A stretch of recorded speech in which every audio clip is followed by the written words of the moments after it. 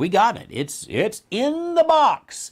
Now, I want to go to Jonathan down in Houston, Texas. He says, I'm 16 years old, and me and my family live in Texas, in the Houston area. The reason I'm contacting you is because I'm homeschooled, and for some recent homework, I have been asked to ask my pastor a few questions. However, me and my family don't attend a church. Instead, we watch your Bible studies online because that's how we view and learn the Bible.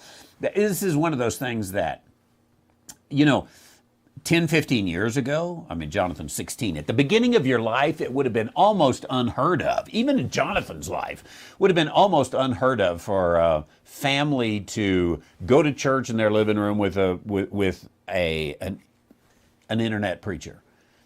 And yet, in this case, again, you begin to look and where's a church that's getting its theology mostly right? So hard to find. Anyway, we go on. So he says, let's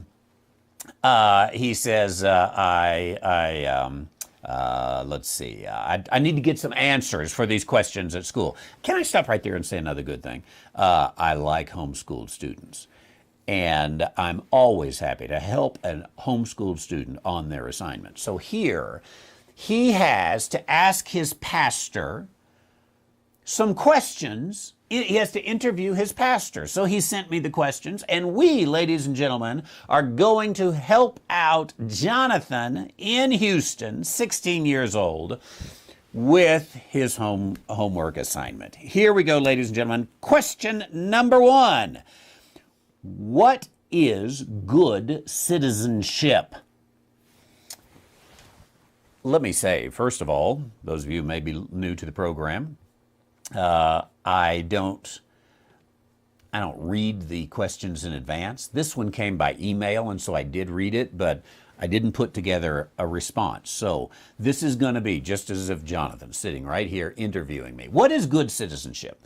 I think good citizenship is, first of all, being a good person. Only a good person can be a good citizen. So you need to develop, you or anyone who desires to be a good citizen needs to develop a strength of moral character and virtue that enables you to be a good citizen. Because to be a good citizen, you've got to provide value to the society around you.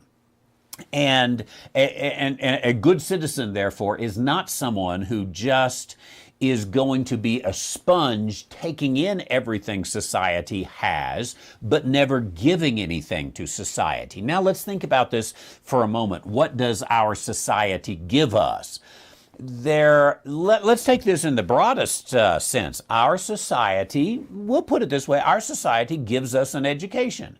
You and your family have decided we'll take the homeschool approach that, I don't know if I like to say it this way, but I will. Our society gives us that opportunity. Okay, I'm going to take that opportunity. You could use a private school, you could use a public school, but a good citizen says, okay, I'm taking this. These are things my society offers, but you got to give too. Now, a society provides us entertainment, a society provides us education, a society provides us a wealth of information, all of these things that we get from society.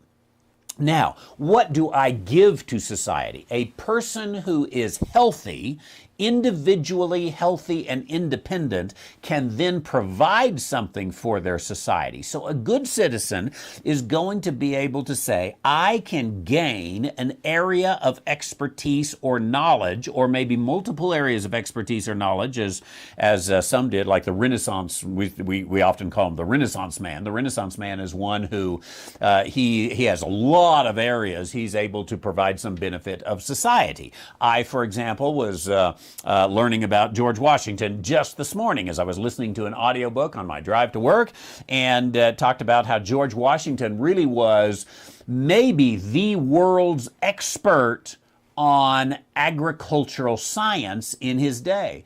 He wrote several academic articles about agriculture. But we know him as a military commander and as president. But he was this guy that was well studied in agriculture. And so when he was president, he would stop by various farms as he was traveling, and he'd stop and he'd look at their dirt and he'd give them some suggestions and he'd hear what they were doing and all those kind of things. Well, I think a good citizen says, I've got to be good at something, and I want to provide that for my society. Maybe I'm a good writer. Maybe I'm a good mathematician. Maybe I'm a good history teacher and good in my history knowledge. Maybe I'm a good communicator of values. Maybe I'm a good theologian, a good preacher. Maybe I'm a good butcher, a baker, a candlestick maker, but I've got something that I can provide. If you go through life with nothing to provide the society, you are not a good citizen. So, at 16 years old, you begin to develop, okay, what could I best contribute to society? Could it be intellectual knowledge? Could it be physical labor? Could it be a new way of looking at things? Could it be being a great communicator? Could it be taking the ideas of God and putting them into literature, great literature that's going to last the ages? What is it that I could do that I think I'm gifted at? And I use that sense in really kind of a non-spiritual word, just that, hey, this is what I'm good at. I could do that. And I could provide for society. So that's the foundation for a good society. You didn't know you were going to get such a long answer, did you, in this interview? So you got to be a good person with something to add. And then to be a good citizen, you have to recognize your individual rights and that society rises and falls on I'll use the word sovereignty, upon the sovereignty of the individual. Like Patrick Henry, who said, give me liberty or give me death. He didn't say give us liberty. He said, give me liberty.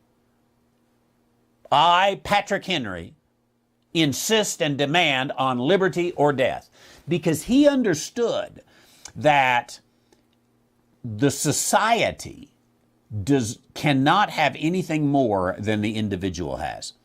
And so you recognize what sovereign rights are. You know, even in our Declaration of Independence, you know, we recognize, I'm going to have to paraphrase this, pardon me, shouldn't do that when you got a homeschooled student, but, you know, we have these inalienable rights given to us by nature and nature's God. These are what it is to be a human. Life, liberty, the pursuit of happiness, some of these other things, that these are things that are mine. Now, then a good citizen protects that. And when the government, state government, local government, federal government, whatever it is, when the government begins to encroach on those liberties, that's when a good citizen says, stop, no further. You cannot come here. This is not your domain. Now, some will misunderstand Scripture out there, and they'll say, oh no, Romans 14 says, you know, bow down and kiss the big toe of the king. That's what it says. No, it doesn't. Romans 14 says that God has ordained a specific role for government. And when government gets out of that God-ordained role, they need to be stopped quickly, succinctly, immediately. A good citizen does that. Imagine if good citizens across the nation came together every time one of our governments came together and encroached upon our personal liberties. Imagine if we all knew what those liberties were and we stood and we fought for them. That makes a good society.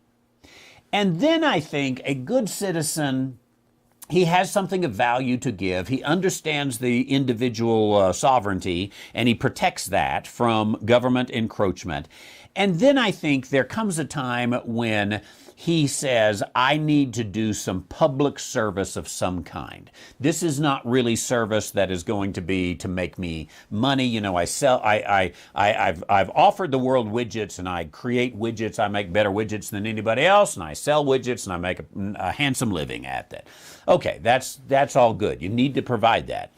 But somewhere a good citizen says, okay, there's just a duty for me to go out here and help society in some way. So maybe I'm going to be a volunteer firefighter in my community. Maybe I'm going to be a police chaplain. Maybe I'm going to visit at the veterans home. Maybe I'm going to, I'm going to do my role in voting. Maybe I'm going to run for office. Maybe I'm going to be on the school board. Maybe I'm going to be president of the United States.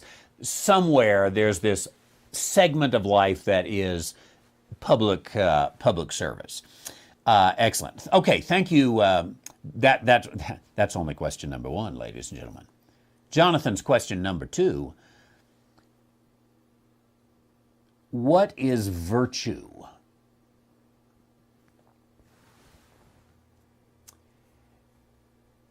You know, I want to look up the etymology of the word virtue, because Jonathan is a homeschool student and he listens to our preaching. I think he probably knows what the word etymology means, but it's the origin of a word.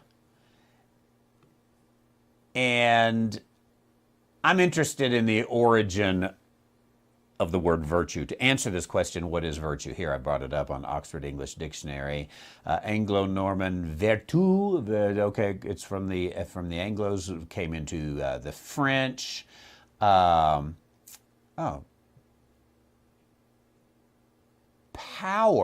vertu, French. Okay, is there a power involved here? Let's see. Virtud. You know, Spanish verdad isn't verdad, truth. Is this a mix of power and truth? Let's keep coming together. Says the spiritual force or influence of an event. Okay, the spiritual force of an event, that's the 11th century usage. The act of supernatural or divine power, a miracle, a one. Okay, so you're getting into all this, and then I think if we go down here, we get into power. I'm going to say power and truth when they come together. And so what you have in the end, as a quality of people, divine beings, as a count, now, a moral quality. Now, I can't just say, what is virtue? Well, it's a moral quality. That's what it is, a moral quality. Virtue is, having done a little study now, I'm an expert on the word virtue. Virtue is to take power in line with truth, marry those two things together, and carry out then that power in the boundary of truth. So a man of virtue has in his areas of authority, which every man has some authority. He's got authority over himself. He's got authority in his family. He may have some authority in his church. He may have some authority out on the street, whatever. But he takes that authority and he keeps it in the boundary of truth, and that's where he lives.